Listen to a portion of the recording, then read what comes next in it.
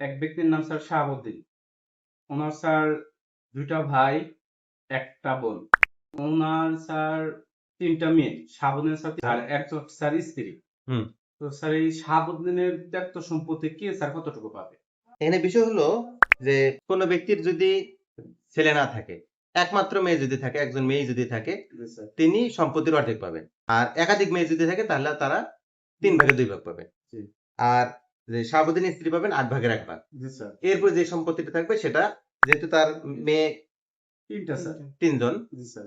এরা পাবে 3 ভাগে 2 ভাগ। জি স্যার।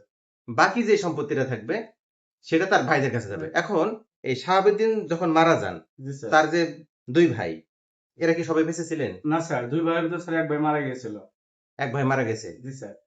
ওটা- ওই মারা তিন ভাইয়ের ভিতরে স্যার এক ভাই যে মারা গিয়েছে, তো স্যার মারা যাওয়ার পরে স্যার তার আবার দুইটা সন্তান। তার আবার 2টা সন্তান। তাহলে স্যার তার এই ভাতিজা এই সম্পত্তি পাবে কিনা?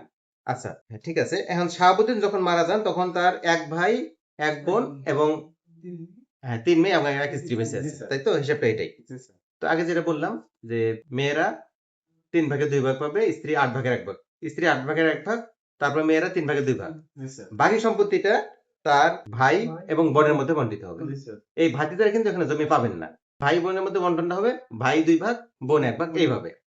এখন আমাদের মধ্যে একটা ধারণা আছে যে চাচা মারা গেছে, তার যেহেতু ছেলে নেই, জমিগুলো ভাতিজারা পাবে।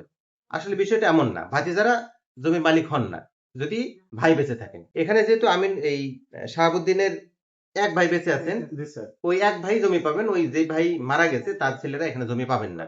স্যার তাহলে ব্যাপারটা হচ্ছে, যে ভাই আগে মারা গিয়েছে উনি সম্পত্তি পাবে না, আর যারা জীবিত ছিল তারা এই সম্পত্তির পুরোটুকু পাবে। জি, জি। ওই 3 ভাগের মানে বাড়তি যে এই এক্সট্রা যে অংশ যেটা আছে 8 ভাগের 1 ভাগ, 3 ভাগের 2 ভাগ দেওয়ার পরে যেটা আছে সেই সম্পত্তিটা ভাই আর বোন পাবে। হ্যাঁ, ভাই পাবে 2, ভাই আর বোন পাবে।